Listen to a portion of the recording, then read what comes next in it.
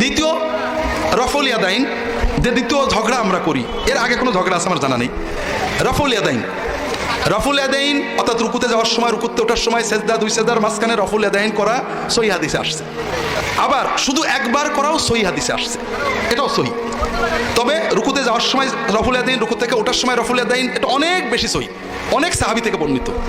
আমরা মাশাআল্লাহ, আমি বাংলাদেশ সৌদি আরবে ছিলাম, ভাবতাম আহলে হাদিসরা উদার, কারণ সৌদি আরব উদার, যে কোনো মশলাই তারা বলেন দেখো এটা আছে এটা আছে, আমরা এটাকে উত্তম মনে করি, ঝগড়া বলতে না। আমরা ভাবতাম যে এরকমই বুঝি সবাই। দেশে এসে দেখলাম হানাফিরা হাদিস শুনলেই বলে মানসুখ, আর আহলে হাদিসরা হাদিস শুনলেই বলে জয়ীফ। অর্থাৎ আমার পছন্দের বাইরে যে হাদিসটা, হানাফিরা শুনলে কি বলবে, ও মানসুখ হয়ে গেছে, মানে ওটা বাতিল হয়ে গেছে। আর আহলে হাদিসরা কি বলে, ওটা জয়ীফ। হাদিস বাদ দেওয়ার ক্ষেত্রে কেউ মানে দুর্বল নেই। কথাটা হলো আসলে মানসুখ হয়েছে, এটা বাতিল কথা।